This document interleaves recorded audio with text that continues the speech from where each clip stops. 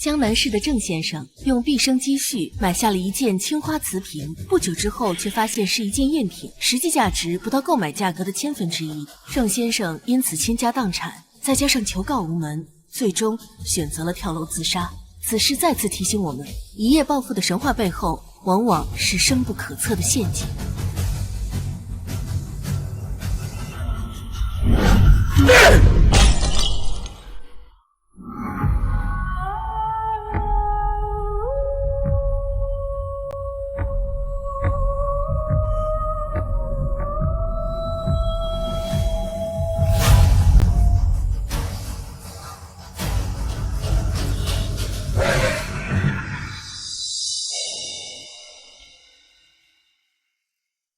阿红，你是学历史的对吧？是的，云姐。那你知不知道倒流壶是谁发明的？这具体是谁发明的，我还真不知道。不过早在春秋时代，就有了倒流壶的雏形。春秋时代，这么早？云姐，您可千万别小瞧咱们老祖宗的智慧。虽然在那个时代啊，只发明了倒流技术，直到唐宋时期，这倒流壶才开始真正流行。明清时代又对制作技艺进行了完善，最终在清代达到了巅峰。那你觉得这只壶是什么朝代的？现代。何以见得？听声音，老壶的声音闷而不重，新壶的声音脆且刺耳。您这只壶出窑最多半年。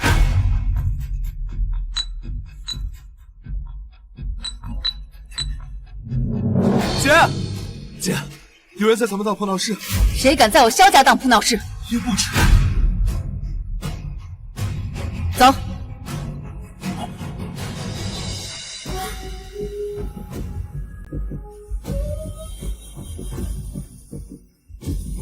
叶不晨，你又想干什么？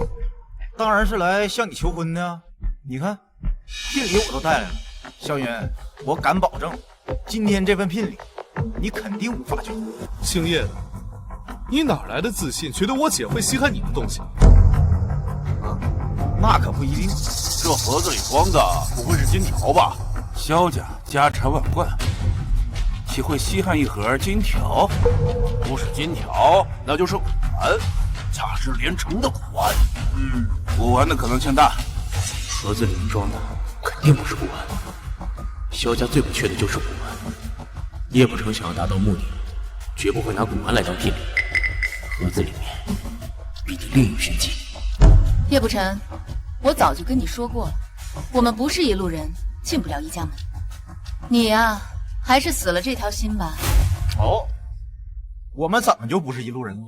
你们叶家为了赚钱不择手段，我们萧家向来做生意以诚信为本，按照规矩来，这能算一家人吗？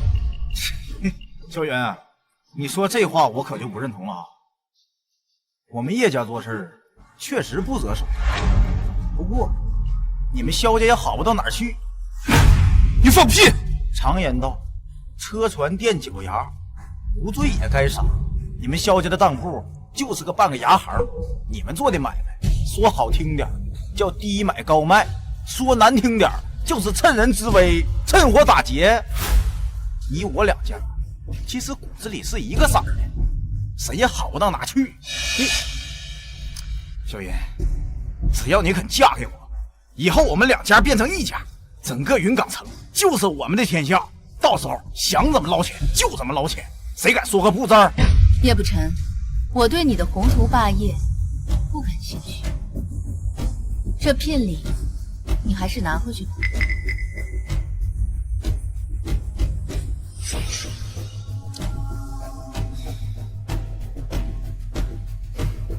小云，既然天堂有路你不走，那就别怪我翻脸无情了。怎么，软的不行，你还想来硬的？哎，你们可别误会，我叶不晨是个讲道理的人。既然事情还能谈，就不喜欢打打杀杀的。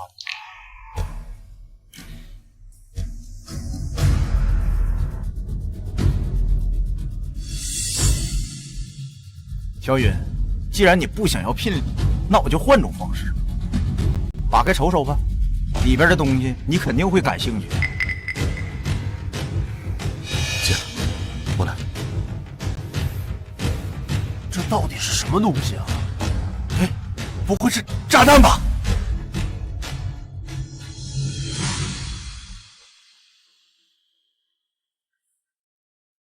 当票，姐，是我们当铺的当票。你说这叶老板拿着当票当聘礼，怎么回事啊？你问我，我问谁啊？青花缠枝龙纹梅瓶，活当现金80万。没错，青花缠枝龙纹梅瓶，活当80万。我现在要赎当。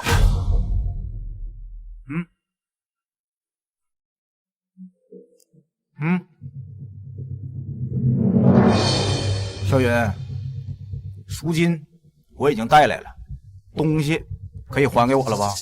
叶不辰，你什么时候在我们这里当过东西了？谁当的东西有什么区别吗？认票不认人是你们当铺的规矩，不用我教你吧？好了，大小姐，确实是我接的当，青花缠枝龙纹梅瓶，品相完好。半个月前一个外地人来当的，我还跟您请示过价格。我记得，你去把东西拿过来。是。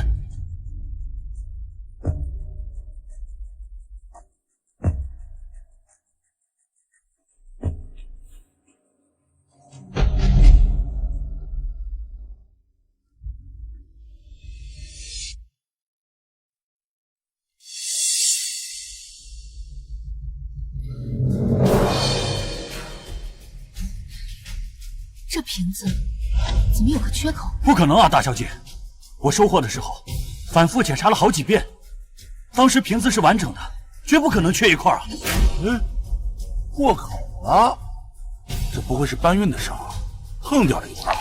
当品损毁了，这得赔呀！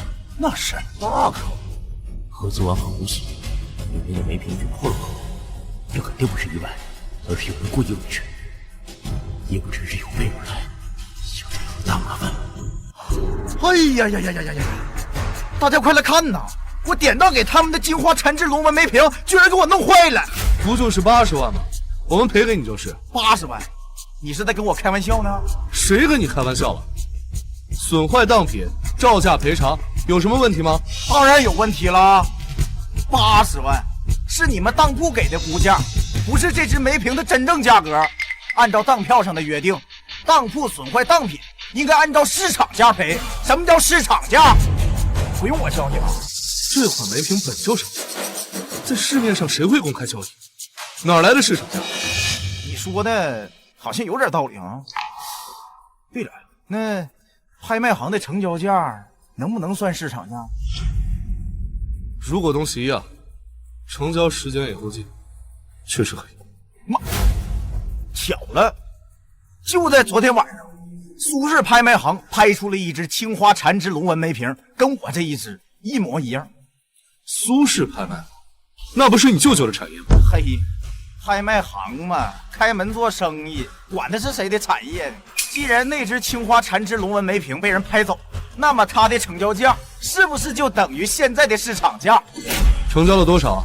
不多啊，也就8个亿。你放屁！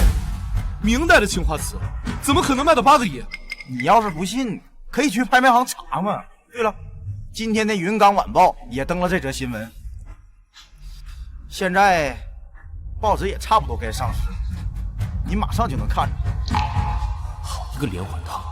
先把一只暗藏玄机的梅瓶拿来典当，再用虚假拍卖把另一只同款梅瓶炒成天价，再掐准时机上门赎当，然后以当品损坏为由当众索赔。就算萧家知道自己中了圈套，也只能低头认栽。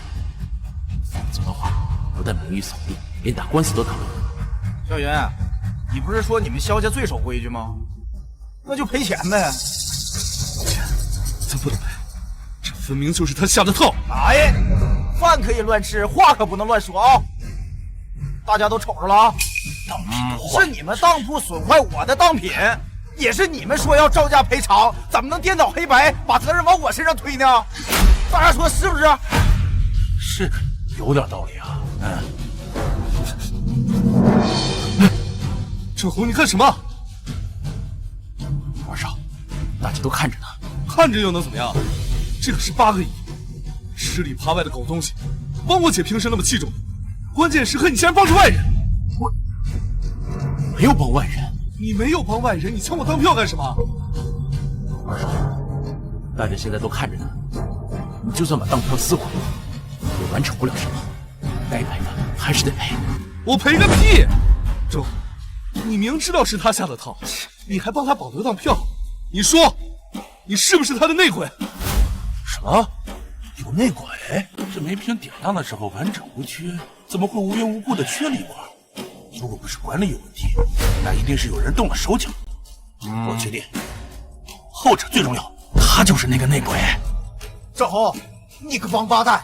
云姐平时对我们这么好，你居然吃里扒外！我弄死你！住手！阿红，这件事是不是你干的？不是。我相信你。姐，这小子他……好了，我相信阿红，他不是这种人。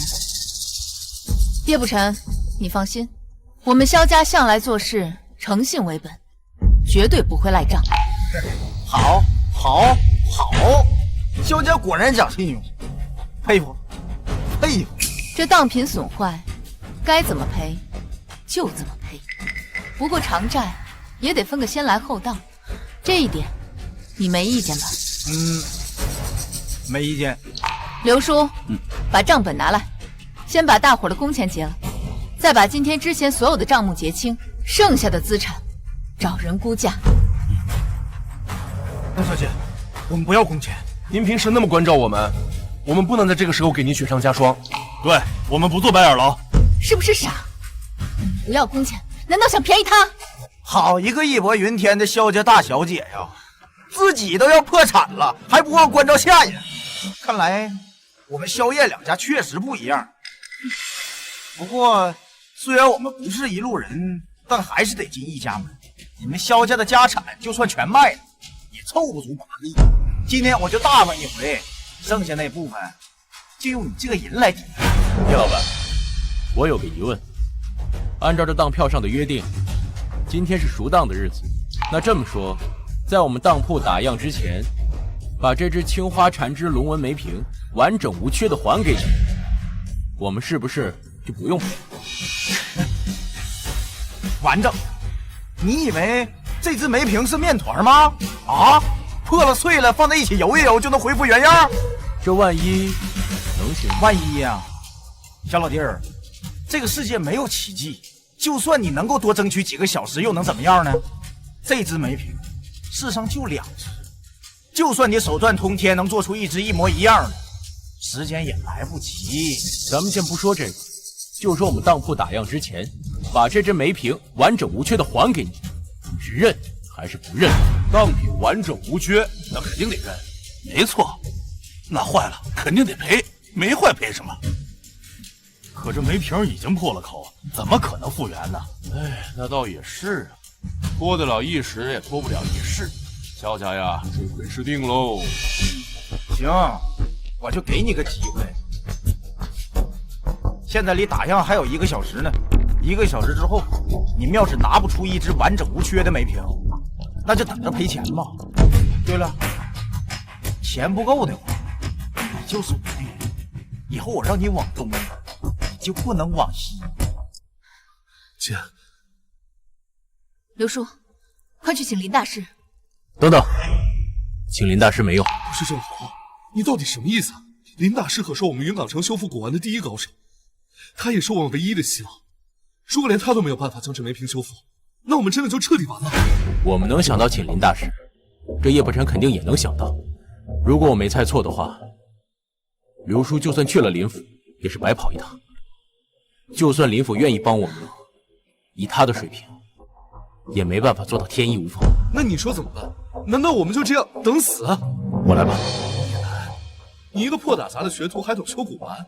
没错，我会。行，就算你真的会，那你凭什么觉得你做的比林大师还好？红，我们的本事已经全部传授你。记住你的誓言，学艺是为了惩恶扬善，不是为了门利，更不能拿去作恶。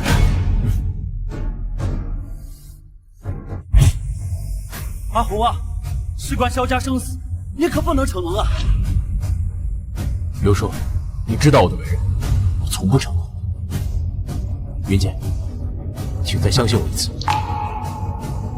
好，我们萧家的生死就交给你了。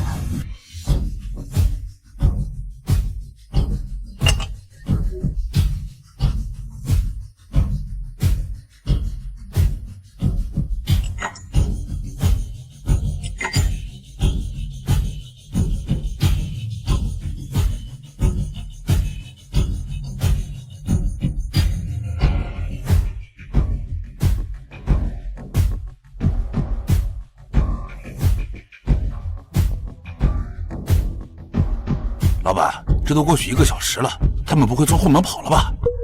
跑不了，后面有人看着。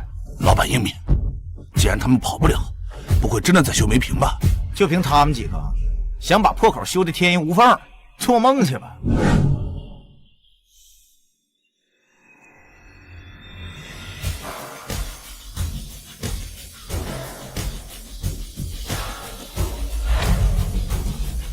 不是这样，折腾了大半天，结果就这么大的裂缝，就算是个瞎子都能看出来。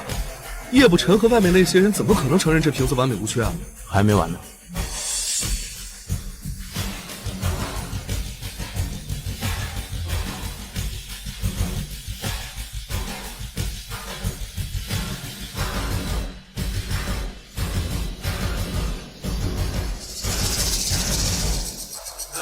这裂缝消失了。哎，别动！阿红，你这是在哪儿学的？跟几位真正的大师学的。不过云姐，我配置的这种胶水持久性不是很强，2天之后就会重新脱落。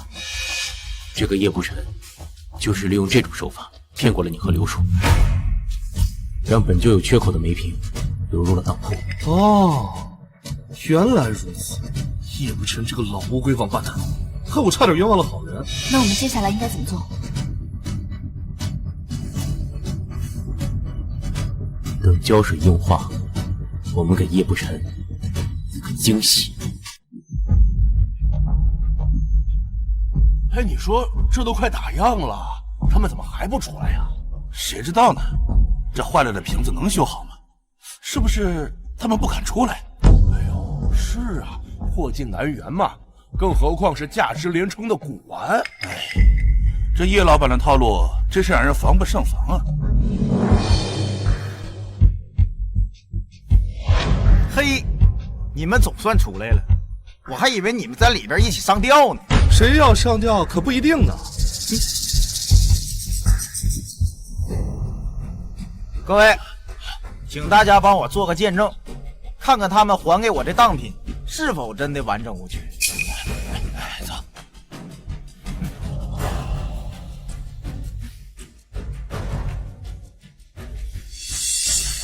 哎，这缺口还真没了啊！是啊，你看连缝都没有啊！梅瓶从上到下完整无缺，难不成这是换了个新的？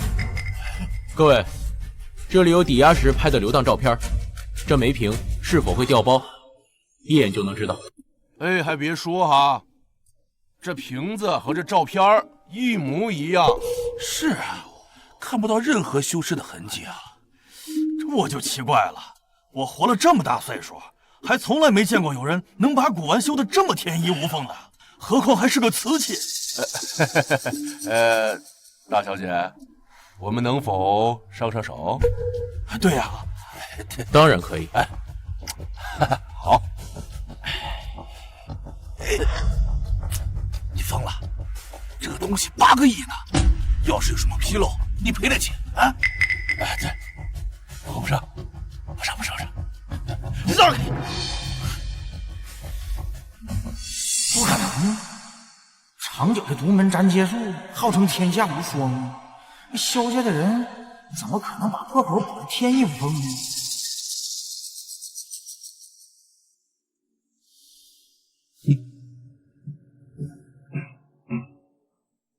道是他？不可能，这小子顶多20几岁，绝不可能有那种手段。叶老板，赶紧检查吧，我们就快打烊了。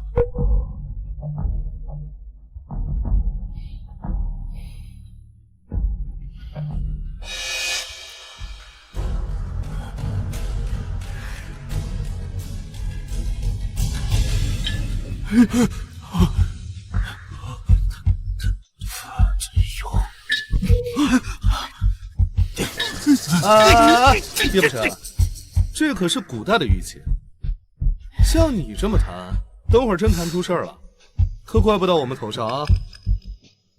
各位，大家可都看见了，我们给叶不辰的可是一只完美无缺的梅瓶，没有缺也没有裂，品质上佳。要像他这么折腾，到时候真出了事儿，可就是他自己的责任了。大家说是不是这个理儿啊？是这个理儿。当铺还给叶老板的青花缠枝龙纹梅瓶，品相上佳，完整无缺，我们都可以作证。对，叶老板，小云，这次算你运气好。哎，叶老板，你这是干什么？什么干什么？这可是赎当的赎金，当品已经给你了，你还想拿走赎金？我看你是穷疯了吧？哼！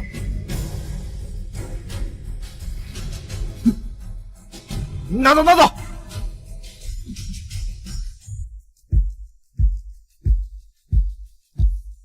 坐。没事，我站着就行。让你坐你就坐，客气什么？阿红，今天真是多亏你了。如果不是你的话，我们萧家就大难临头了。就是。我以茶代酒，敬你一杯，感谢你的大恩。不用，云姐，这都是我应该做的。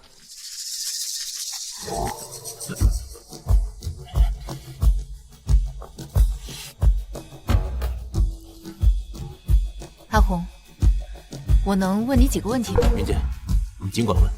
你的本事应该不止修补瓷器这一项吧？不错，我确实还懂一些其他的东西。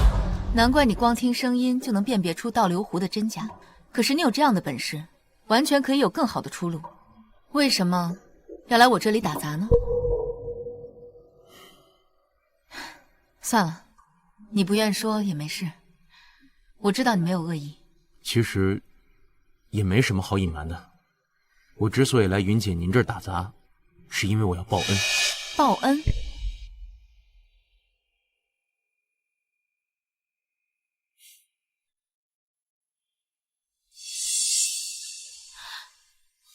这位被骗的郑先生是你的亲人？他是我父亲。我父亲自杀以后，债主就把我们家的房子给没收了。我和我妈2个人流离失所，迫不得已才来到云港投奔亲戚。我和我妈2个人流离失所，迫不得已才来到云港投奔亲戚。妈，你醒醒！你醒醒！你别吓我！妈，你醒醒！妈，发生什么事了？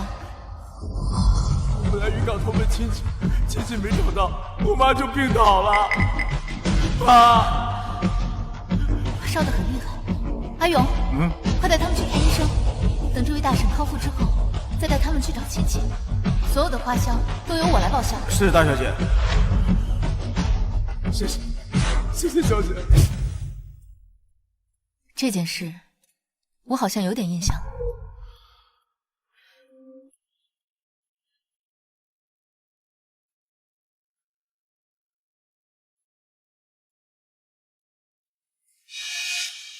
这个你收下。不，这可不行，云姐，我说过了，我是来报恩的。虽然我帮过你，但是你今天救了我们萧家，这个你一定要拿着。云姐，如果您真的想谢我，那就帮我一件事吧。什么忙？帮我好好调查一下，我爸究竟是被谁给害死的。当年就是在云港，我爸买了一只假的青花瓷，直到回家以后才发现是被骗了。你放心，我一定帮你查到。还有我，谢谢，谢谢云姐。谢什么？都是一家人，收下吧。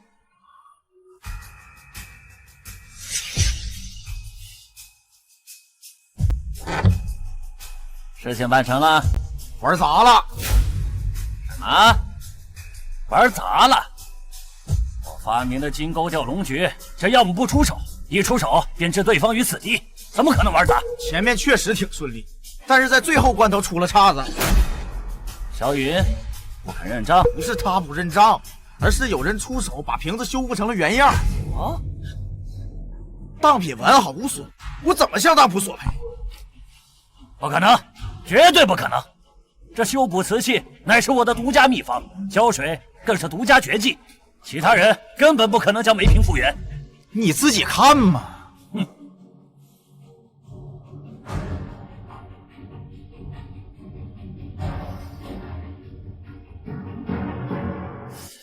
这还真是天衣无缝啊！怎么样？人家的技术不比你差吧？你知不知道是谁出的手？已经派人去查了，马上就会知道。嘿，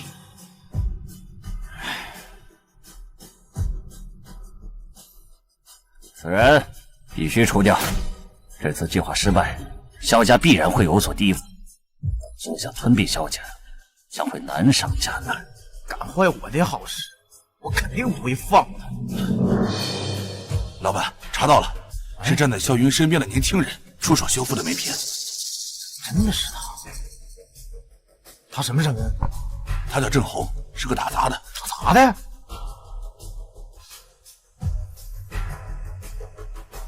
找个机会把他带来见我。是。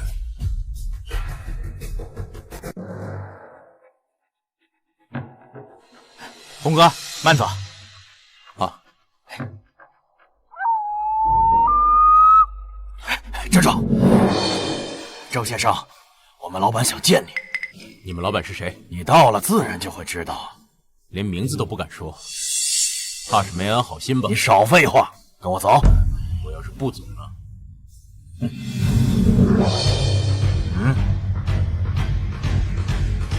走不走，由不得你。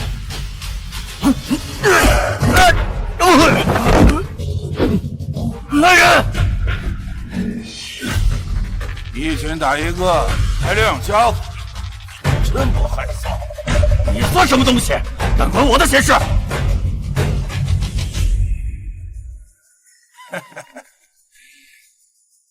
你又算什么东西？敢在我面前装蒜？兄弟们，看他！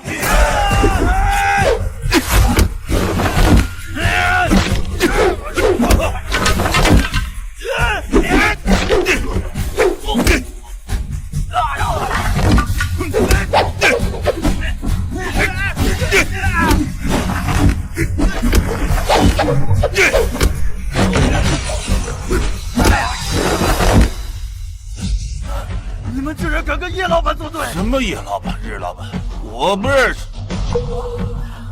叶老板，你老板是叶不晨。知道是叶老板，那就乖乖跟我们走。回去帮我告诉你们叶老板，有胆亲自来见我，别躲在家里像个缩头乌龟。好，你走。多谢大哥支援。哎，小意思，路见不平，拔刀相助。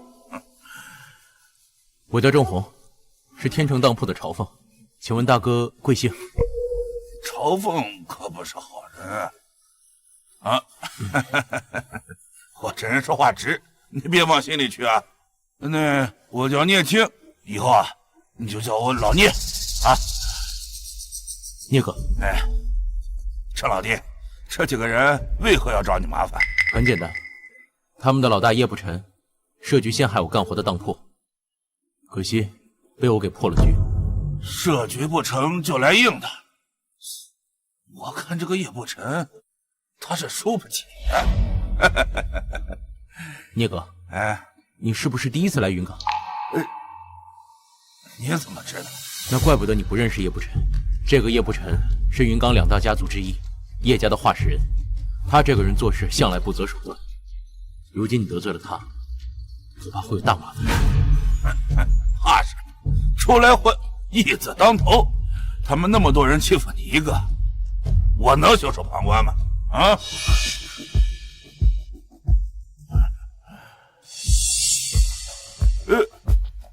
那么大一根金条啊！这太贵重了，我不能收，不能收。钱财乃身外之物，性命才是无价之宝。你刚才救了我一命，我就只给了你一根金条，说起来还是我赚了。那你还有吗？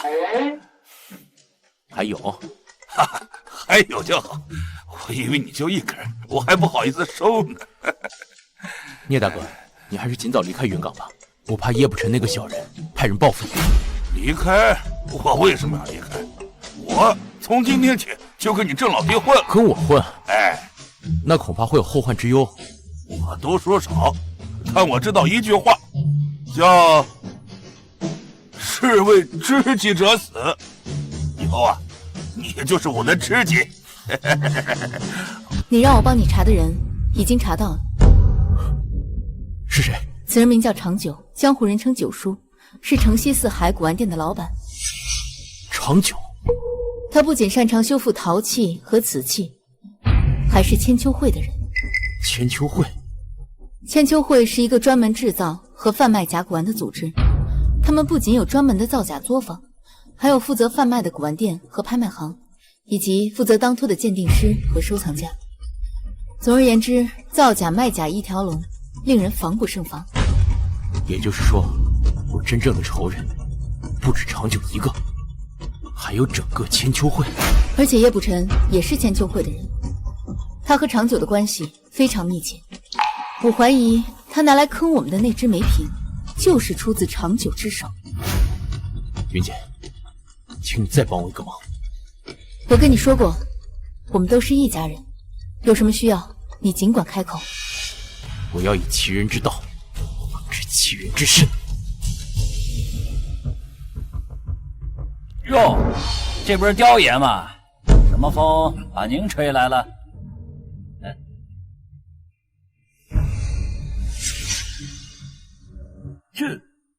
这是哪儿来的？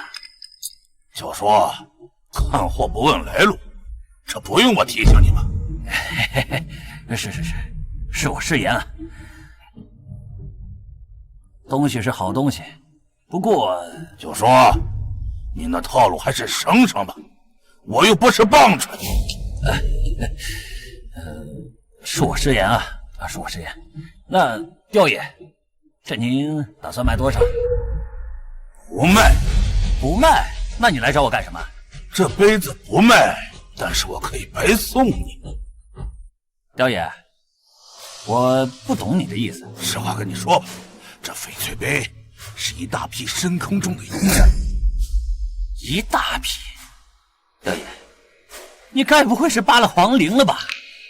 哎呀，我失言啊，刁爷，那你今天来找我，东西太多，让你一件件卖，所以我决定打包爽利。一共多少件？什么成色？品相完整的几十件，次一点的那就更多了。至于成色嘛，这杯子只是小意思。真的？我钻山雕什么时候说过大话？我要先验货。可以。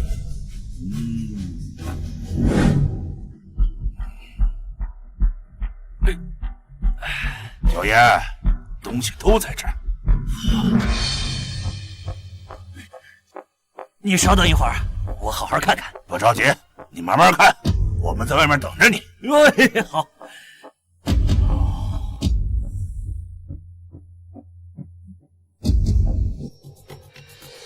钻山雕的手里真有一大批生坑。这么大的生意，我能跟你开玩笑吗？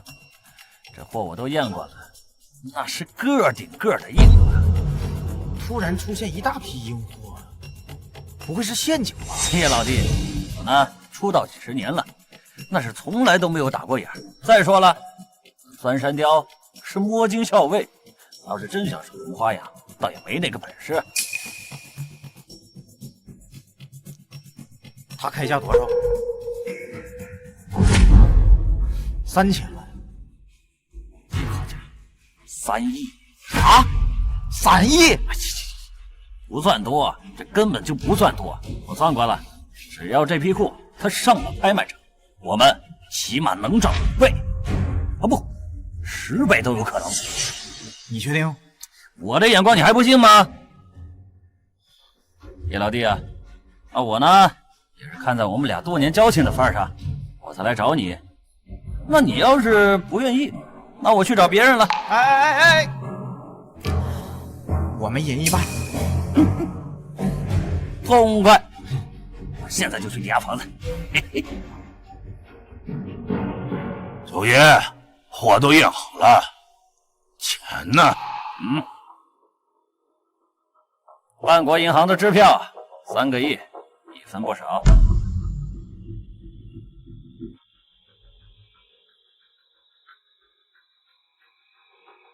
九爷豪气，下次我有货，我还找你。后会有期，后会有期。走。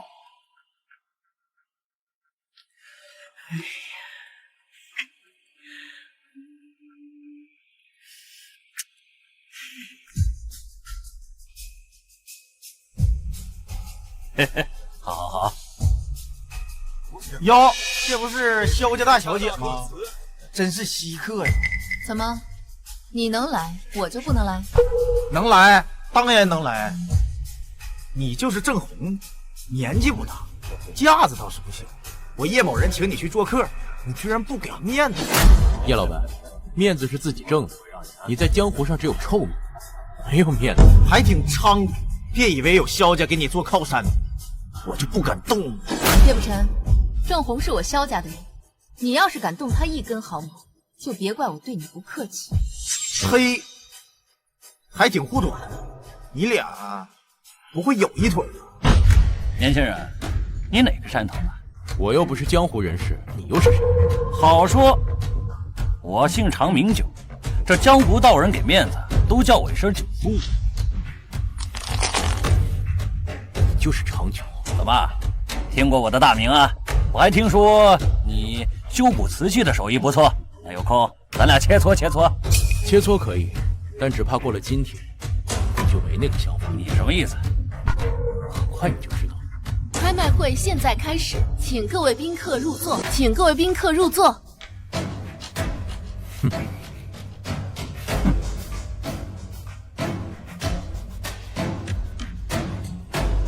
各位来宾，今天拍卖的是著名收藏家龙海先生的一批私人藏品。龙先生的大名，相信大家都不陌生。他的藏品从来没有出现过赝品。今天的第一件拍品是一款冰裂青釉瓶，起拍价200万。500万。叶老板，这才刚开始呢，你这么玩太着急了吧？张老板，钱天天有的挣，这顶门子的高货可不常有啊。手快有，手慢无啊。800万。哎，就是你怎么也跟我抢？叶老弟，这拍卖场上无兄弟嘛，我怎么不能出价呢？好，你出900万。我出1000万。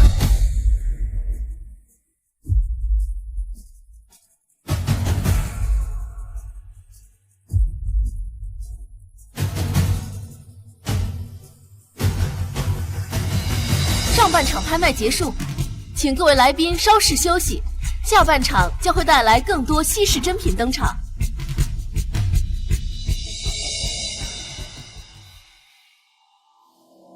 小云，你这做了一上午，一次价都没出，不嫌无聊？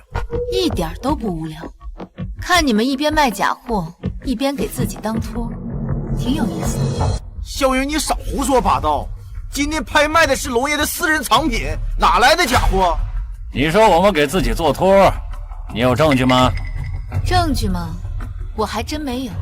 没有证据，那你就是血口喷人。小云，我知道你对上次的事儿怀恨在心，一直想找机会报，不过报也要看自己有没有这个实力。你有这个实力吗？你猜我有没有这个实力？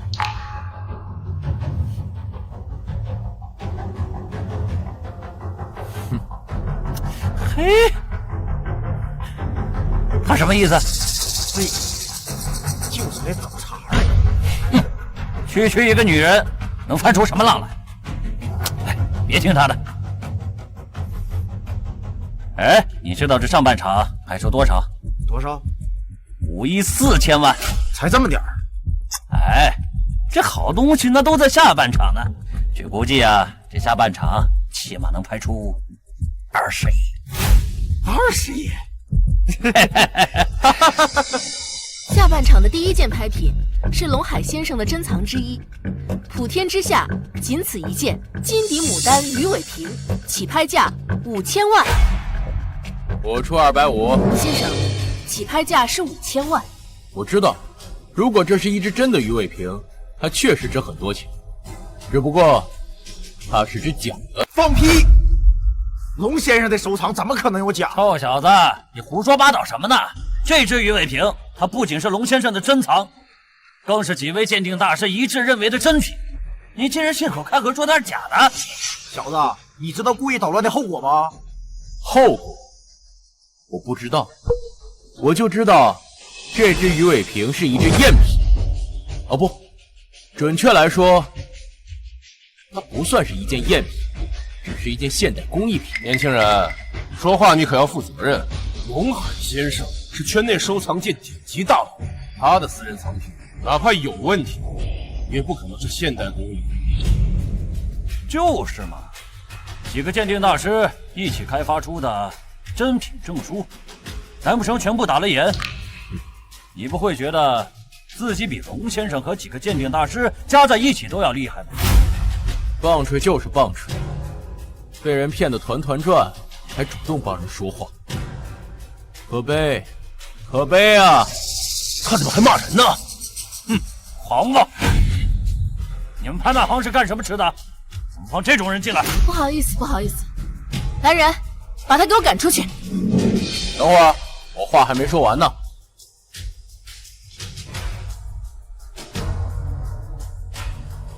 长久是吧？既然你觉得这个藏品是真的，而我觉得是假的，咱们赌一局。赌什么？一双眼睛。眼睛？这买卖古玩靠的就是眼力，分辨不出古玩的真假，那就是眼瞎。既然眼瞎，还要眼睛做什么？哼，你哪来的自信？相信自己的眼力。你有眼力，难道我没有吗？好，那咱们就赌一局，谁输了，谁就自废双目。你瞅瞅什么来着？竟敢跟长久比喻！长久可是圈子里的老江湖，莫非这鱼尾瓶真的有问题？不可能！龙先生的藏品，再加上几位鉴定专家说它是真的，那它必须是真的。哪怕有问题，它也是真的。什么意思？古玩嘛，真真假假，还不是圈内的专家说了算。除非瓶子上有无法忽视的大破绽，就算这样，专家说它是真的，它也是真的。确实是这个道理。这小子必输无疑呀！哼，小子，你真要跟我赌？要不咱们还是换成双手呢？谁输了就自废双手。想打退堂鼓啊？完了，就赌眼睛。好，各位前辈，请给我们做个见证。放心，江湖自有江湖的规矩。没错，只要是输了之后拒绝兑现赌约，自会有人主持公道。多谢各位前辈。长久，我现在就来告诉你，这只鱼尾瓶它假在什么地方。说吧，有什么问题？各位前辈，可以上来看看这只瓶子的瓶口处，问题就出在这里。瓶口？没问题啊，这瓶口完好无瑕，哪有什么问题啊？年轻人，你该不会是故意消遣我们吧？哼，故弄玄虚！你们两个把他给我看好了，别让这小子跑了。用不着，各位前辈，咱们可以看看，往这瓶口处吹上一阵热气，问题一目了然。老王，你身体好，你来。嘿嘿，我来就我来。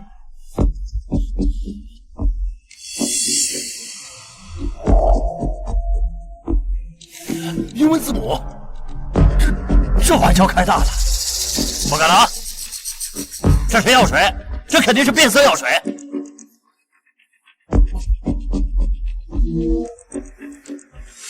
大家看，药水，这是药水，真给藏药了。这长久，你就别白费力气了，这根本就不是什么变色药水，而是溶在瓷胎内部的变色材料。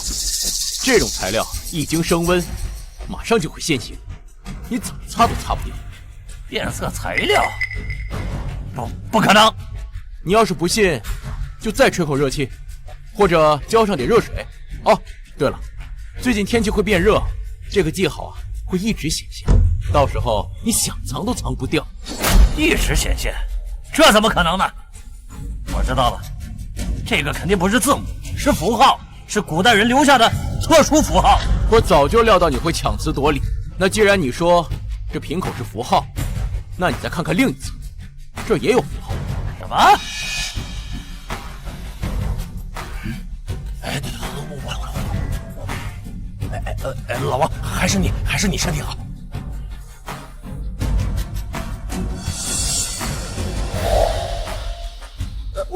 250。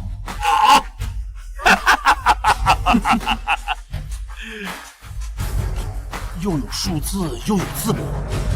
长久，你今天这双招子我不出了。这是你做的局啊！我设的局？你串通钻山雕，用这个瓶子埋雷。谁？钻山雕？哎，臭小子，你还敢专算？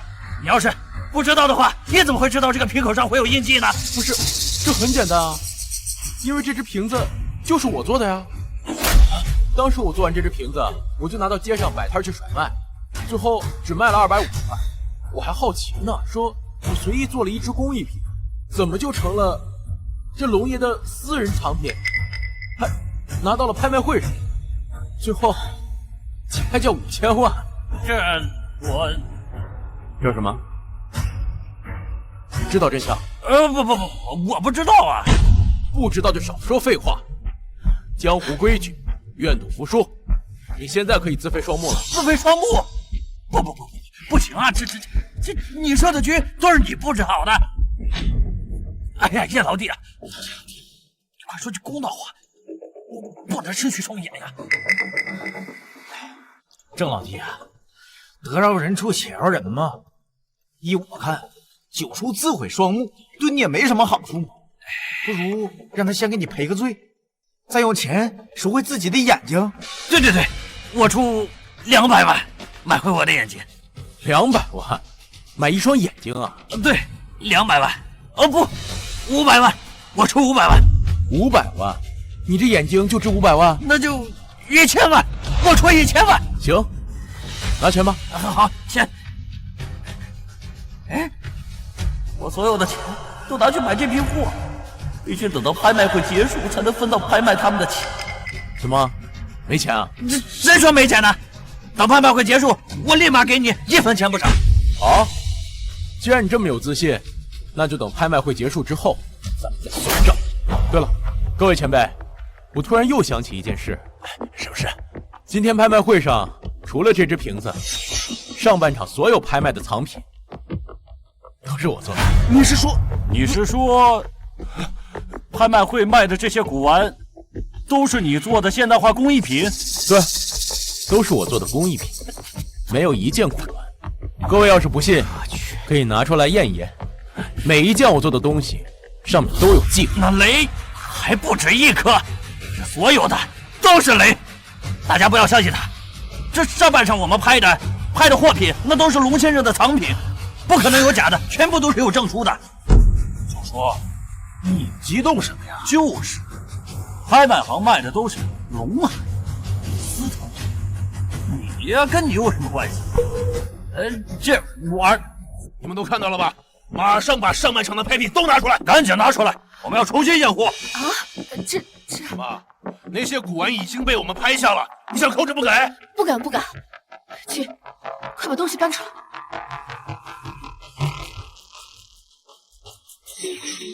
啊！先看看我的清酒瓶，我来，还是我来。嘿嘿，果然是假的。笑个屁呀！你忘了，你也拍了不少。哦，对。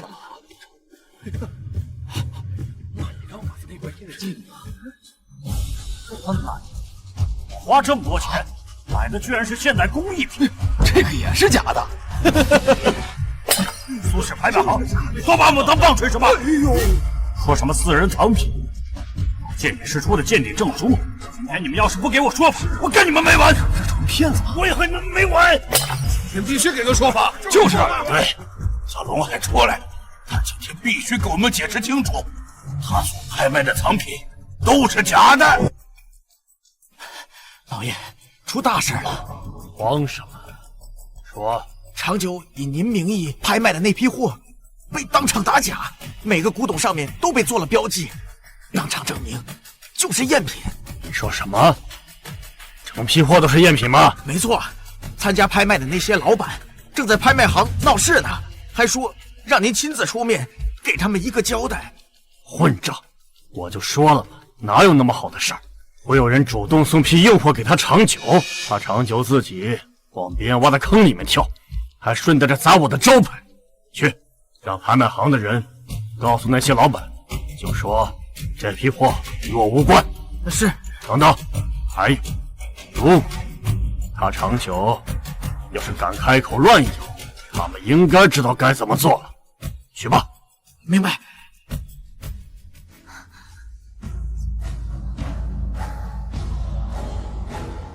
干什么？你们干什么？闭嘴！你知不知道我跟苏老板什么关系啊？这是杀人了！放开我！太过分了，这你看看。各位，我刚刚联系了龙海先生，龙先生说这批古玩不是他的藏品，而是长久假借他的名义骗我们进行拍卖的。你是说这些东西都是长久的？没错，长久伪造了书信和鉴定证书，他想通过这批假货大捞一笔，然后迅速逃去国外。如果你们不信，可以派人去调查一下长久名下的房子和古玩店，已经全部抵押给别人了。照你这么说，整件事都是长久设的局？哼，拍卖还真有这么干净？实在不好意思，我们拍卖行负有不查之罪。我们苏老板说了，等这件事情调查清楚之后，他会亲自给各位一个解释。至于你们交的保证金，全部双倍退还。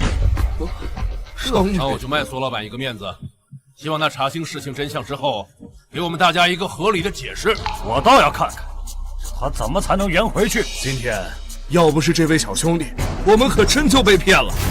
老弟，多亏了有你，你这卖的假古玩怎么到了长久手里？王老板，我做的是工艺品，不是古玩，我也不知道怎么会落到长久手里，还被当成拍卖品。现在工艺品当古玩卖，既有拍卖行站台，还有鉴定师出的证书，看来拍卖行圈子烂透了呀。小老弟，今天你这个人情，我王某人认定了。我张某人也欠你个人情。今天可真痛快，长久和叶不辰做梦都没想到，那批货竟然是你埋的雷。他们以骗人为业，最终倒在骗局之中，这就是罪有应得罢了。长久已经被千秋会抛弃，只剩下死路一条。你的杀父之仇已经报了，还要继续吗？当然要继续。我不仅要报仇，更要惩恶。千秋会害得那么多人倾家荡产，不铲除他们，我誓不罢休。阿红，需要什么你尽管吩咐。云姐，和整个千秋会作对，会很危险。你不用劝我，就算我不插手，千秋会也不会放过我们萧家。既然你要斗，我就陪你跟他们斗到底。萧云、郑红，你俩可真行，挖这么大一个坑让我跳，这才几天时间，让老子亏进去1亿5千万。叶老板，你做初一就别怪我们做15。对啊，叶老板，当初你跟长久设计陷害我那会儿，还管云姐要8个亿，你不会这么快就忘了？好，好，好，你们有理。幸好我这个人呐，最讨厌跟人讲理。给我砍了他！你敢对我郑老弟动手，我看你们是不想活了。老板，上次就是他从我们手里救走了郑红，他20吧，跟他们拼了，砍死一个奖励30万。哎呦，我们早就料到你会狗急跳墙，想动我姐夫正红，你也太天真了。给我上！哎呀妈！哎，别打了！别打了！别打了！别打了！哎呀！哎呀！哎呀！叶不辰，你给我听好了，我们萧家虽然讲规矩，但不代表我们怕事。你想横，我就陪你横；但你存心找死，我也很乐意成全你。不玩了，不玩了！小云，云姐，你放我一马！从此以后，我们的恩怨一笔勾销。一笔勾销？叶不辰，你想的也太天真了。今天要是不给你点教训，我看你是好了伤疤忘了疼。击上！哎，放一马！哎，龙爷，舅舅，你们可得替我做主啊！闭嘴！你个大老爷们哭什么哭？说，到底怎么回事？是萧家故意设的局。他们做出一批以假乱真的瓷器，又找到钻山雕当托，然后以上坑的名义卖给长久，最后才有了拍卖会上的事儿。我们和萧家向来井水不犯河水，他为什么这么做？因为长久得罪了萧家。你放屁！分别是你想敲诈萧家，来找我帮你的，现在敲诈失败，引来报复，你好意思怪我头上？我敢对萧家下手，还不是因为你吹牛啊？自己布的金钩吊龙局，无人能破。那也是你先找的我。够了！龙爷叫你们两个来，不是听你们扯皮的。龙爷，萧家挖这么大一坑，还在拍卖会上当众引爆，不但让拍卖行名声扫地，还狠狠地砸了你的招牌啊！是啊，现在外面都在传说这家伙是你买的，你俩跟我玩祸水东西是吧？啊，还嫩了一点。他萧家如果要是敢砸我的招牌，我自然不会放过他们。但是整件事情的缘由还是在你俩身上。来人，给我把这两个废物拉下去，扔到海里去喂鱼。龙爷，这次是我们不对，但是我们借用您的招牌，那也不是白借的呀。这次拍卖会的收入您拿上30%，现在出事了，也不能全让我们背锅呀。是啊，龙爷，这些年我们为千秋会捞了这么多钱，你不能因为一件事儿就过河拆桥啊！过河拆桥？你们还没有资格。千秋会不养废物，我这是在给千秋会清理门户。不，我不是废物，我还有用啊！还有用？你现在被别人骗的都已经倾家荡产了，古玩店都押出去了，你还有什么用？我还有手艺啊，我可以替您修补瓷器，给您打工啊！长久啊，你是不是忘了？你跟人打赌，眼睛都输出去了。没了眼睛，你拿什么跟我打？你们俩现在唯一的作用就是为你们犯下的错承担所有的后果。拉下去！卸磨杀驴，你不得好死啊！走，快！舅舅，你快帮我求求龙爷呀！我没罪呀，我也是被长久坑的呀。够了，见识的比你而且你还敢狡辩？想求龙爷放你，就先赔偿龙爷的损失。啊，对，龙爷，是我损了您的招牌，我愿意拿出3000万赔偿您的损失。5000万。1000万，好，苏老弟，看在你的面子上，放他一马。但是给我记住，如果下次再有这种事情发生，谁也救不了你。老爷，有人在这某个砸场子。兄弟，这只青铜香炉总不会是假的吧？是啊，前面这些古玩你说是假的，这只香炉的器型和纹饰都可以跟朝代对得上，改造过也看不出痕迹。你说它还是假的吗？这只香炉的器型和纹饰确实没问题，不过这上面的铜锈是一个挺大的破绽。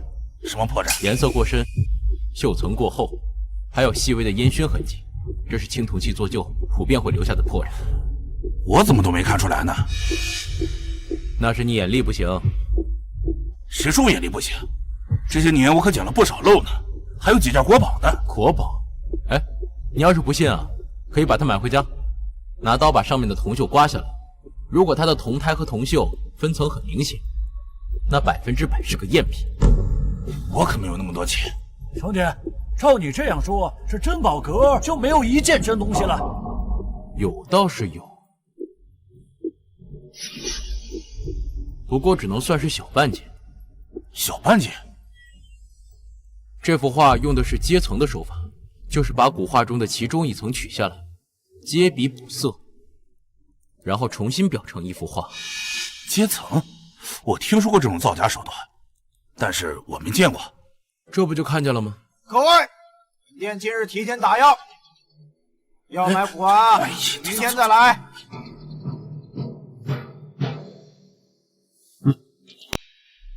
你就是郑红吧？对，年纪不大，胆子不小，敢到珍宝阁砸场子，知不知道这是谁的地盘？莫非是你的地盘？这是龙海先生、龙爷的地盘。哦，这位就是龙海先生。龙先生，您好，您来的正巧，我有笔买卖，想跟您好好谈一下。跟我谈买卖？你有什么资格？资格？前阵子在拍卖行，我刚刚砸了你招牌，现在又在你的珍宝阁砸了你的生意，你说够不够格？年轻人，出来混，不要太嚣张，早晚都会出事。所以，我选择中午出来嘛。少在那给我耍嘴皮子啊！说，到底想干什么？我听说你是千秋会的会长。正是。怎么了？想入会？哎，你说的对，我确实是想入会。想加入我们千秋会，你设局报复叶不辰和长久，今天又来珍宝阁砸我的场子，就是为了加入千秋会？没错，我听说咱们千秋会门槛很高，只会招那些有用的人，所以我就向你们展示一下我的实力，这很合理吧？合理，合理。为了给我留下好印象，去拍卖行砸我的招牌，这思路很清奇啊！不清奇，一点儿也不清奇。你的招牌往后也没什么用，砸了就砸了呗。放肆！你说什么？我说你的招牌砸了就砸了吧，反正以后也没有什么用。臭小子，你把话说清楚了。你又是谁？我姓苏，苏大德。哦。就是那个苏氏拍卖行的苏老板，那你也是千秋会的高层啊？那两位一块听听我的想法。你继续说。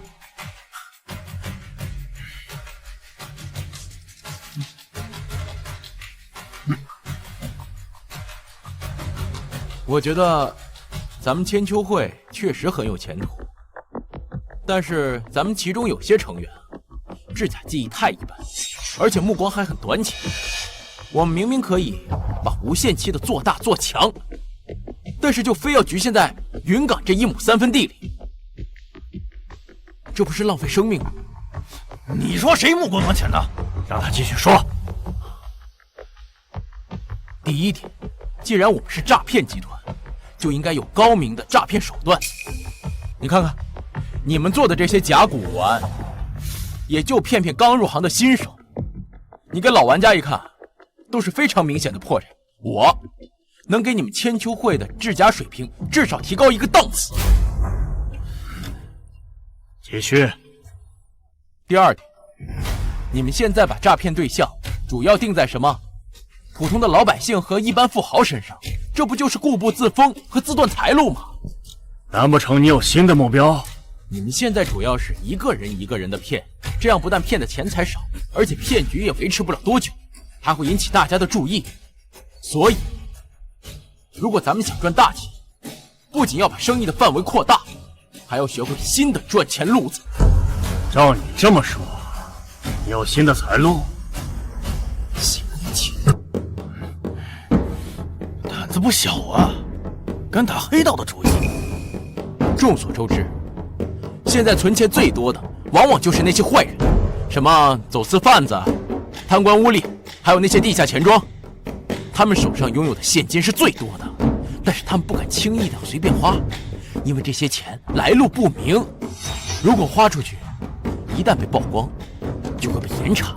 照你这么说，他们就必须得把钱洗白。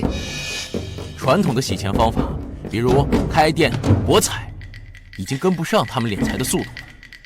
而像我们这种资金流动巨大、价格没有上限的古玩拍卖，已经成为他们最新最好的洗钱选择了。老爷有道理呀。如果我们能跟这些人私下达成合作，我们根本不用拿什么真品的，我们就用赝品开拍卖会，就能帮助他们把黑钱洗干净。我们就是光赚抽成，也能赚得盆满钵满的。龙爷，你觉得我说的有没有道理？有是有道理，但是这跟你砸我的招牌有什么关系啊？这关系其实很简单，就怕说出来，龙爷您会不高兴。暂说无妨。其实我觉得，像您这样的老前辈，思想已经跟不上了。千秋会会长这么重要的职位，应该让给我这样的年轻人啊！黄王还敢打龙会长位置的主意，你不想活了？年轻人野心不小啊！若是让我刮目相看，就凭你的一番话，就想轻而易举代替我的位置？哼，这世上有那么好的事儿吗？不试试怎么知道呢？勇气可嘉，勇气可嘉呀！想当会长，首先要成为千秋会的会员，你是吗？我听说千秋会最近在招揽人才，我毛遂自荐，您不会拒绝吧？以你的实力，确实不应该拒绝。但是想成为千秋会的会长，不但是要自己拥有雄厚的实力，还得需要一个有实力的人为你在背后撑腰。你有吗？这还真有。有我们萧家在，够吗？萧大小姐，我好像记得她姓郑吧，而不是姓萧。你们萧家为她做，总得有个理由吧？就凭他是我的未婚夫，萧家的上门女婿，够吗？萧家的女婿，好好好，我就给你一次机会，阿德，告诉他千秋会的规矩。什么规矩？想当千秋会的会长，就必须破3关，过6局，胜者生，败者死。哪3关？第1关，慧眼识宝。想做千秋会的会长，就必须有一双火眼金睛。我们千秋会会拿出3件古董让你鉴定。第1关共3局，鉴定真假？错，鉴定真假只适合一般高手，而你想挑战的是龙会长的会长位置，就不可能是普通的。所以我们会让会里的制假高手制作3件赝品，而你的任务是找出3件赝品中的破绽。从赝品中找出破绽，那岂不是很简单吗？年轻人，别高兴得太早。我们说的破绽，不是那种明显显而易见的破绽，而是一旦提出就无法辩驳的致命破绽。如果你想拿那些白扯不清的破绽说事儿，那你就输了。第2关呢？第2关妙手齐天，这一关我们会提供一份古玩名录，由你抽出2个，由你自己提供材料，自己进行制作。如果能骗过我们千秋会的3位鉴定大师，你就算赢，否则就算输。抽签？对，就是抽签，并且我们千秋会提供的古玩名录，不光有你擅长的瓷器，还有青铜器、字画、铁器，一切皆有可能。年轻人，如果你怕死，现在放弃还来得及。第3关呢？第3关，下棋。下棋？对，下围棋。你想挑战龙爷的会长之位，不光要有一双火眼金睛和会制作赝品，还必须擅长谋略和布局。你想挑战龙爷的会长之位，就必须在围棋上胜过他。这前2关我都能理解，这第3关怎么会是下棋啊？围棋你不懂啊？我略懂。会长，他说略懂。略懂怎么了？你没听说过那句话？乱拳打死老师傅。乱拳打死老师傅？围棋不试试怎么知道的？你还挺猖狂，胆子还不小。你可别忘了刚才我说的规矩。什么话？胜者生，败者死。千秋会的规矩可不是摆设，阿红，要不还是算了吧。是啊，姐夫，你又不懂围棋，为了挣钱搭上一条命不值得。怎么了？害怕了？说吧，什么时候挑战7天后过第1关。阿红，这次挑战会不会太冒险了？云姐，你放心，我有把握。你对围棋只是略懂，但龙海的围棋技术在圈内可是数1数2的。就算你能过得了前2关，你也过不了他这关。过不了也没事，我很断定，就算我过不了关，他也不会舍得杀我。不舍得杀你？你不仅砸了他的招牌，又坏了千秋会的规矩，他怎么会不舍得杀你？因为他贪了，我给他出的主意，加上我的个人能力，能给他和他的千秋会赚上他数不清的钱。就凭这一点，他就不会舍得杀我。所以就算我输了，他也会主动给我一个机会。什么机会？要么死，要么替他卖命，帮他赚钱。你会输吗？不会。龙爷，您真要接受挑战？当然要接受挑战。可是那小子只是个无名之辈，接受他的挑战，那会里其他成员恐怕会心生不满的。我就是让他们长长记性。这些人一个个的只想着过安逸日子，不思进取，连洗黑钱这么好的路子，他们没有一个人想到。让一个外人跑过来提醒我，要是再不敲打他们，千秋会迟早会被人取而代之。有道理。这些年呢，我们确实偏于保守，就应该让年轻人搅一搅。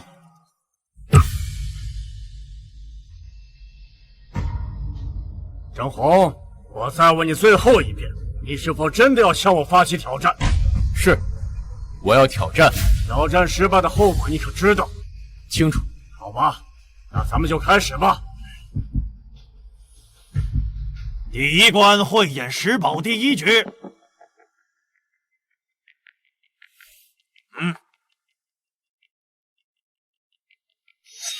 郑红，现在请你查出这幅唐代古画的致命破绽。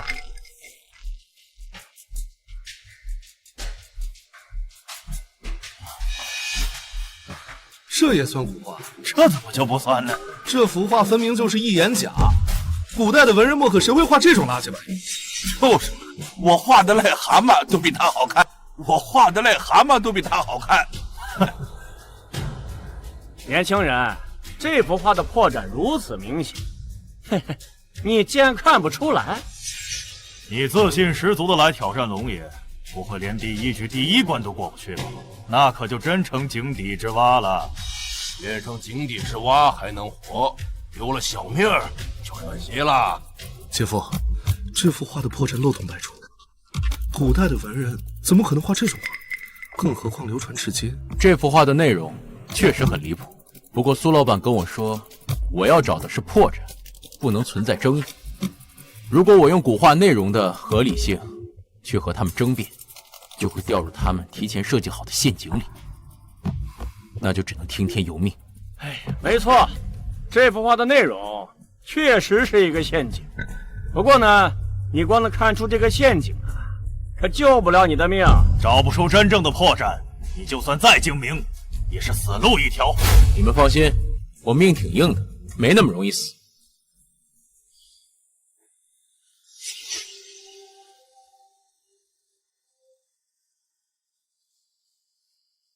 这幅画真正的破绽在于它所用的墨上。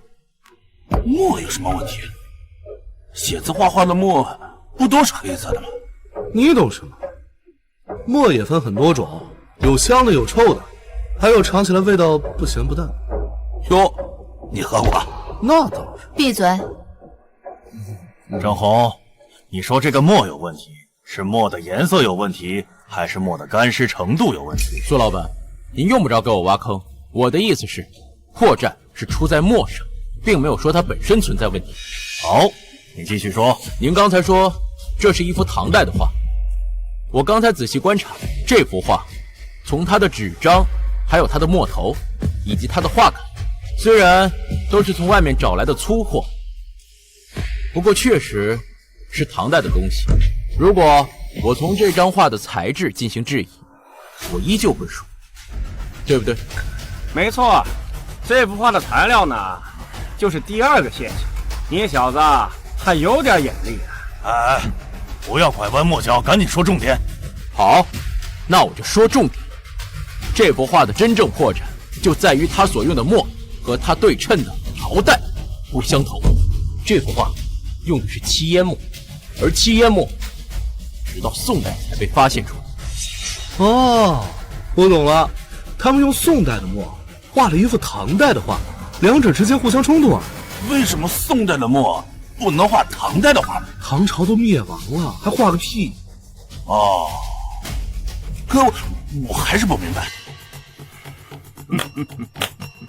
不错，张皇，我本以为你只精通做瓷器，没想到你对字画的造诣竟然如此的高啊！啊，那好吧，咱们就来第二局的吧。第一关慧眼识宝第二局，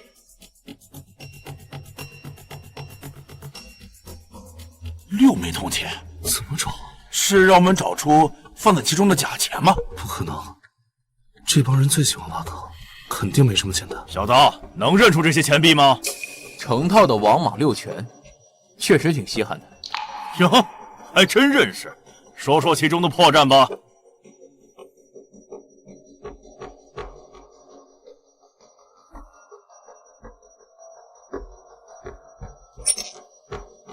这套钱币，它的致命破绽和它的材质没关系。臭小子，你耍我！不敢，不敢。这位前辈，这套王莽六拳是您亲手做的吗？没错，是我特意为你做的。吴大师喜欢字画，于大师喜欢琢玉，而我金大师就喜欢这些金铁之物。吴大师、金大师、于大师。那这么说，我下一关是玉器吗？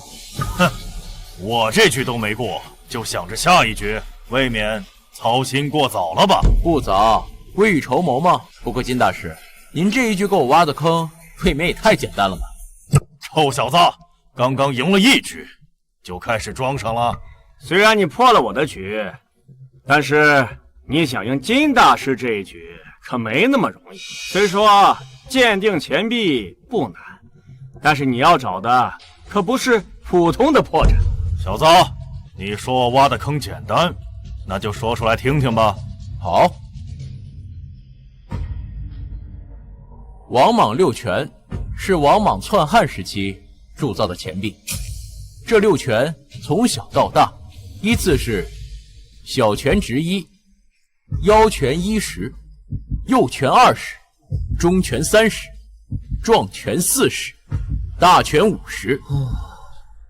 其中最广为流传于人世的是大拳和小拳，其次是腰拳，然而最珍贵的就是这枚壮拳。哎呀，郑老弟，你懂得那么多呀！嘿嘿，不愧是我的知音。我在当铺这么多年，都不认识王莽六拳，姐夫不仅认识，还这么了如指掌。姐，你可真会挑人。金前辈，您可是造假的专家，您肯定不会因为这么简单的造假工艺，就露出这么致命的破绽。但是，你为了完成任务，又不得不找出一件可以露出致命破绽，又不能完全暴露的器物，对吗？对，我本来是打算打造一件青铜器，但青铜器要么不留破绽，要么破绽太大，所以我才选了这套古钱币。你之所以选择这套，是因为你清楚的知道，这套钱币不是世界上所有人都见过它们，所以你选择在这枚钱币上做文章，然后用其他剩下5枚钱币扰乱我的视线。我说的对吗？对，你说的都对。虽然你猜到了我的想法，但现在你真正要做的是指出这枚钱币致命的破绽，而不是在这儿跟我耍嘴皮子。老头儿，你急什么急啊？你花了2天时间挖的坑，红哥才看了2分钟，催什么？行，我不催。没事，我直接把真相说出来，这套钱币对于从来没有见过他们的人，想找出致命破绽是难上加难。但很可惜，我不光见过他们，我还知道他们的尺寸。哎，后生可畏呀！我认输，我认输总行了吧？哎，老金，他还没说出破绽，你这么快就认输了？老头儿，刚刚不是很能耐吗？继续吹啊！哼，姐夫，别卖关子，快说说，致命破绽到底是什么？这致命破绽就是这枚赝品的尺寸与真正的壮拳40大了半毫米。赝品跟真品的尺寸不一，老金，你怎么能犯这么低级的错误？是啊，金老，你为什么要这么做？你们懂个屁！我问你们，你们有谁见过壮拳40的真品？我有幸见过一次。你见过是吧？抛开其余五枚不说，我直接告诉你，这破绽在这壮拳40上。你会往哪个方向去找破绽？肯定是往材料、加工痕迹、做旧手法上找啊。为什么不找尺寸？因为您是大师，怎么可能做错尺寸？我就说嘛，这就叫做欲擒故纵。原来如此啊，老金，我还以为你老犯糊涂了呢。老东西，你也太阴险了，找了一枚大家都没见过的古钱，已经够无耻了，还玩欲擒故纵这一套。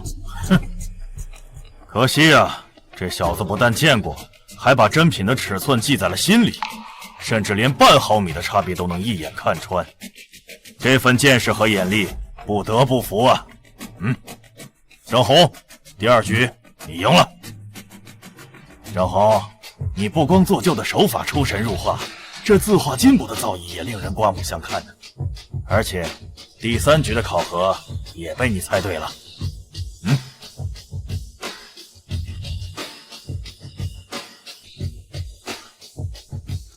果然是晕。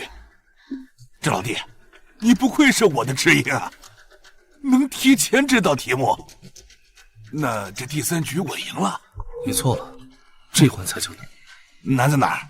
各类古玩当中最难鉴定的就是古代玉器，因为用天然玉石做的赝品，无论材质的好坏，它都是真的玉器。唯一的问题就是年代能不能对得上。所以只要赝品的造型没有问题，做旧手法够厉害，无论挑什么破绽都会存在正义。原来如此，这帮老东西真他娘的会发科。郑红，这是于大师做的汉代玉龟，请找出它的破绽吧。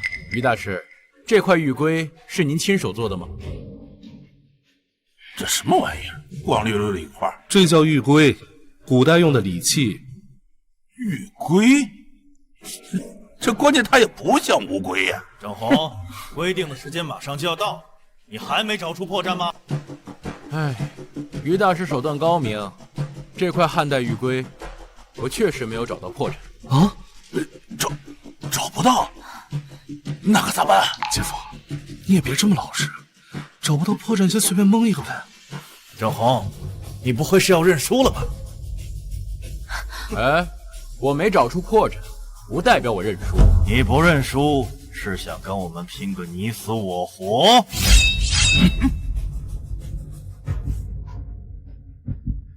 前面这2关是在考验我的见识和眼力，这第3关应该不会重复这2点。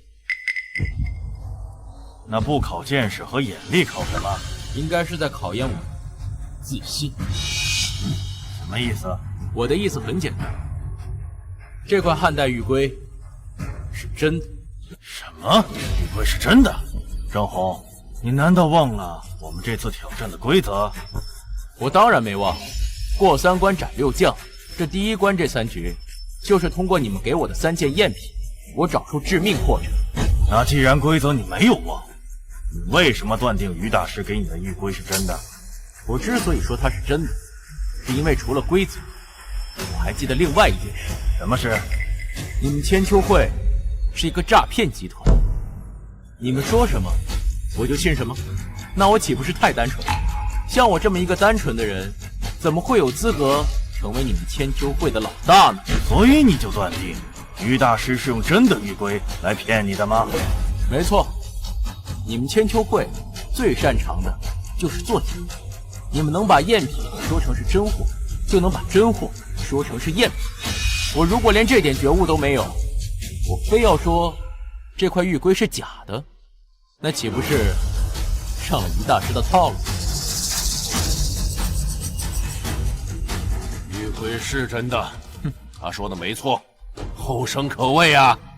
他刚才问我玉龟是不是我亲手做的，我故意闭着眼睛不说话，就是怕说多了露出马脚。年轻人，你的智慧和自信确实令人佩服。我认输。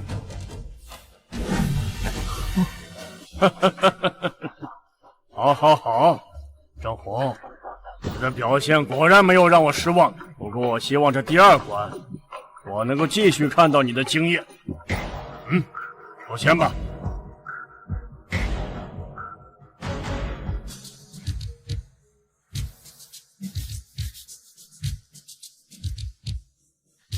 正好，第二关妙手7天，你的任务是从你抽到的古玩名字中制作2件赝品。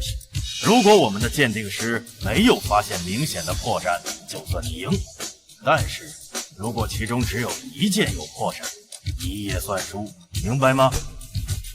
明白。没有明显的破绽就可以过关，未免也太轻松了吧？他们说的话，你也信？哦，对，这些老东西最喜欢挖坑。这一关一共有2个坑，第一是赝品的真假由他们说了算，第二是要什么类型的赝品需要抽签决定，所以这关不仅要实力，更要看运气。我去，这可难办了。张红，你已经过了第1关，已经证明了你很有实力。如果你现在选择放弃的话，龙爷可以网开一面，给你一个千秋会的高管做。如果你坚持挑战，那就没有回头路了。继续挑战，我从未想半途而废。好，勇气可嘉。那你的第2关的第1个任务就是制作一个清代的九龙盘。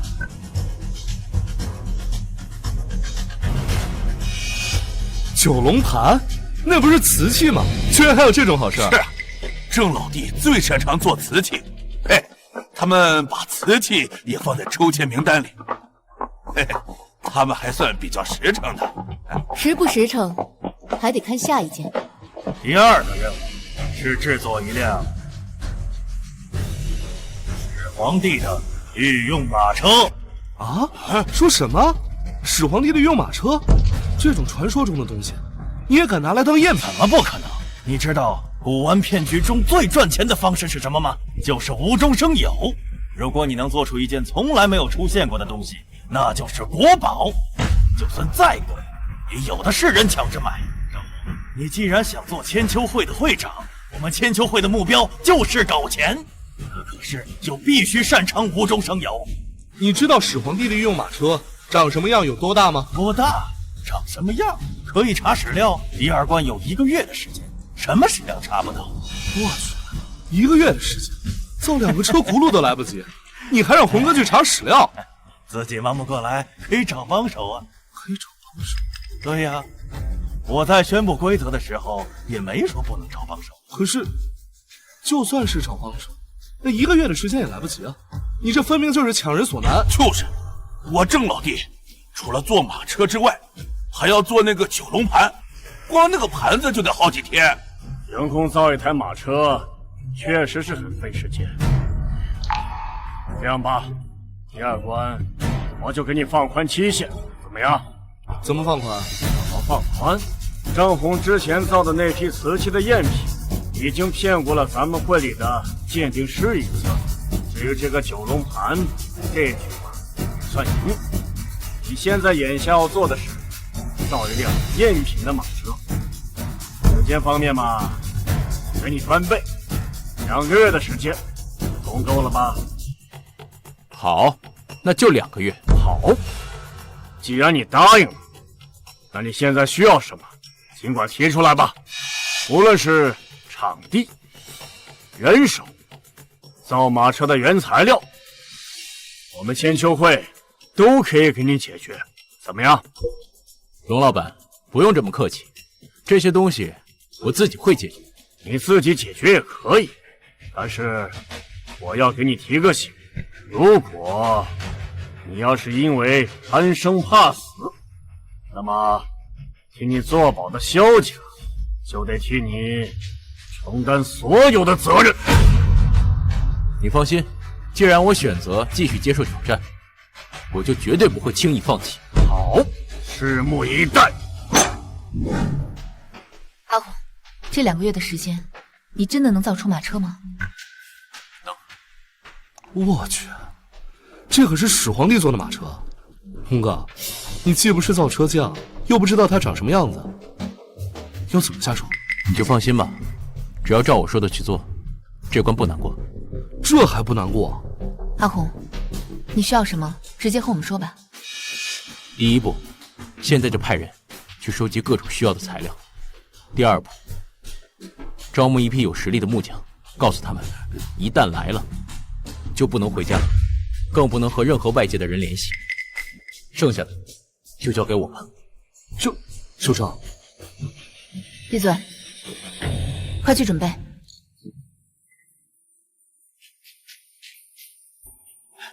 龙爷，郑红那边已经开始行动了。他们在做什么？他让萧家赶紧收集造车材料和聘请木匠，自己则去拜访一些史学家和藏书家，打听始皇马车的历史资料。哎呀，这年轻人终究单纯啊！龙爷，您给郑红挖了这么大一个坑，他会视而不见？这天才嘛，就是喜欢挑战高峰。不让郑红制造一辆始皇马车，这对于他来说，无形就是一种激情的挑战。一旦遇到这种激情的挑战，这天才就会上头，从而呢，就忘了脚下。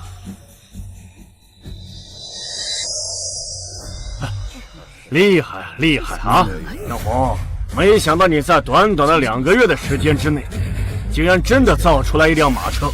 君子一言既出，驷马难追。既然我决定要继续挑战你，我就一定会坚持到底。那就掀开吧，让我们好好的看一看，你费尽心思造出来的这辆始皇马车到底有多惊人。可以。不是说是马车吗？什么意思？怎么是一个木箱？是啊，这就是个箱子。郑红，没看错，你这什么意思啊？马车呢？就在这箱子里啊！什么箱子里？箱子里？小红，箱子里，你是不是忘了挑战规则？真的，我们让你做的就是一辆能骗过鉴定师的以假乱真的赝品马车，而不是什么马车摆件。这不是摆件，这就是马车。放屁！那么大一辆马车，怎么可能放进箱子里？然后，你不会是以为你要挑战输了，想跟我们同归于尽吧？同归于尽？难道箱子里面装的是炸药？我怎么可能会往箱子里装炸药？这不是炸药，也不是摆件，到底是什么？不可能是真的马车吧？对，看看就知道了。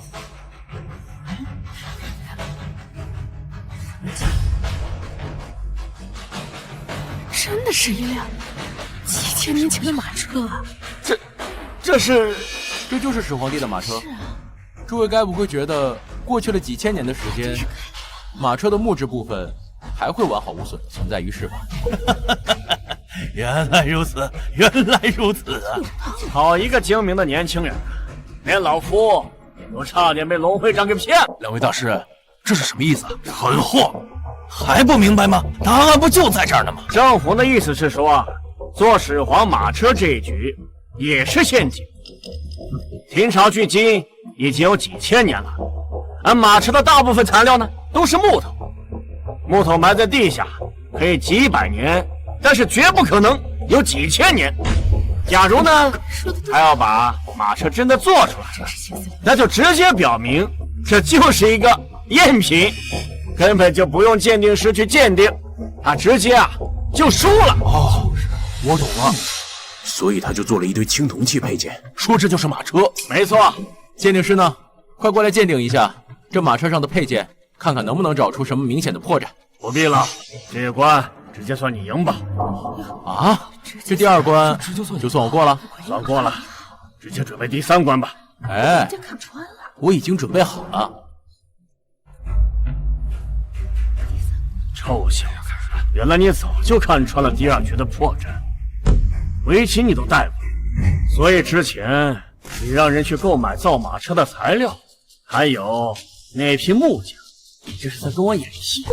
没错，担心龙爷派人过来捣乱，所以就演了这场戏。捣乱？哼，你连围棋都不懂，我用得着捣乱吗？我不是不懂，是略懂。郑红啊，郑红，你开局就把白子落在天元上，你这叫略懂围棋？姐，为什么开局不能下在天元的位上？因为围棋开局最重要的就是抢占控角，也是打下抢占地盘的基础，所以才有了金角银边草肚皮的说法。而郑红第一子就落在了开元上，白白的浪费了站脚的先机，几乎就等于开局就输了一半。没错，自古名家下棋，开局从来没有人在抢占天元位置的情况下赢得了棋局。郑红这小子纯粹就是个门外汉呢。郑红，围棋讲究的是实力，你之前所说的乱拳打死老师傅，在别的事情上或许还可以，但是在围棋上不可能。万一出现了，万一出现，那我就立刻把千秋会会长的位置让给你。一言为定。郑红啊，郑红，你棋艺还行，居然到了中盘都还不认输。龙爷，过奖了。哼，虽然你棋艺还行，但是想赢我，你还差得远呢。之前的确差得远，不过怎么这一步走了之后，差的就不远了。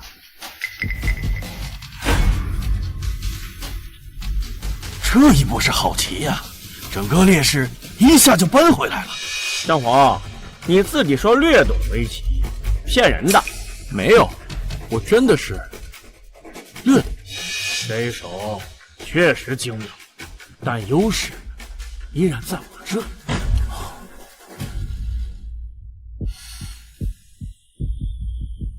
呀，优势没了？不可能，怎么会这样？龙爷，我记得你刚才说过，乱拳打死老师傅这种情况永远都不会出现在围棋上。您看，是不是有点言之过早呀？臭小子，明明是高手，却扮猪吃老虎。没有啊，我真的只是略懂，这是我师傅给我的评价，我可没骗你们啊。师傅？你师傅是谁？我师傅就是个刚退休的老头，天天跟我吹牛，说他退休之前大家都管他叫什么棋圣。对，不过都是他自己胡说的。你接着下。哎，龙爷，你要是刚才决定跟我缠斗到底，说不定这局还有赢我的机会。可惜啊，您退缩了。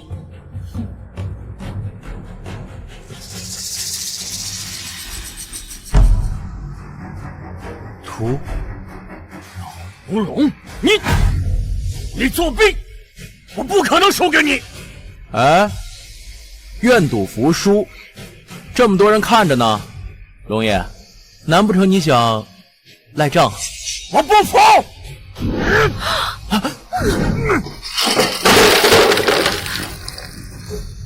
龙爷，郑红说的没错，愿赌服输。再说了，这个挑战是您自己接下的，大家也都是您找来做见证的。规矩就是规矩，郑红已经过3关破6锤了，你这个会长还是让贤吧。我不服，不可能输给你。事已至此，咱们就别硬撑了。孙大德，你也敢背叛我？背叛谈不上，我只是遵守规矩而已。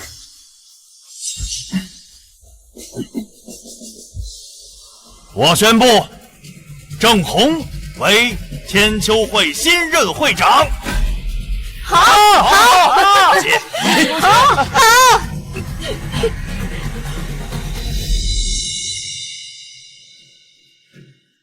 这是千秋会的人员名单，这是千秋会的账本，这个是千秋会的犯罪记录。